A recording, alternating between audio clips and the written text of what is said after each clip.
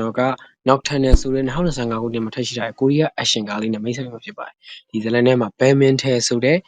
gangster ဟောင်းတစ်ယောက်ကအခုချိန်မှာဆောက်လုပ်ရေးလုပ်ငန်းထဲမှာအလုပ်လုပ်နေတယ်။တစ်ရက်သူအလုပ်ပင်ပန်းလို့အိပ်နေတဲ့ညတစ်ညမှာ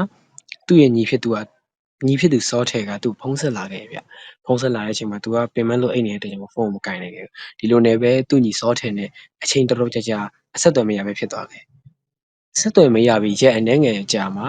သူ့ရဲ့ညီကသွေးဒဏ်ရာဘလက်ဘွားနဲ့ရုပ်ပျက်ဆင်းပျက်သေနေတာကိုသူတွေ့လိုက်ရတယ်။တွေ့ရတော့သူ့ညီရဲ့သေဆုံးမှုကိုသူလိုက်ပြီးစုံစမ်းရင်းနဲ့သူ့ညီနဲ့ပတ်သက်တဲ့ချောမွန်ညောင်ဆိုတဲ့သူကလည်းပျောက်နေတာကိုသူသိလိုက်ရတယ်။ဒီလိုနဲ့ဆက်ပြီးစုံစမ်းရင်းစာရေးဆရာဂန်ဟိုယောင်ရဲ့ရောင်းအားအကောင်းဆုံးဝတ္ထုဖြစ်တဲ့ Nocturnal ညခရီးဆိုတဲ့ဒီဝတ္ထုဆောင်နဲ့ဆက်စပ်နေမှန်းသိလိုက်ရတယ်။အဲ့ဒီအချိန်မှာဒီမူခင်းကြီးကိုသူ့ညီသေဆုံးမှုကိုဘယ်လိုဆက်ပြီးတော့လိုက်မလဲဆိုတာကို action ဇာတ်လမ်းတွေ action ဇာတ်ကွက်တွေ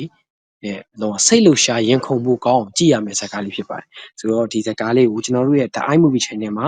တင်ပေးထားပါတယ်ဗျ။နောက်ပြီး free လည်းတင်ပေးထားပါတယ်။ကျွန်တော်ကတော့ The Eye Movie Channel ရဲ့ admin Bruno ပဲဖြစ်ပါတယ်။အားလုံးပဲ bye bye မှာနောက်ထပ်ဗီဒီယိုမှာပြန်တွေ့ကြပါမယ်။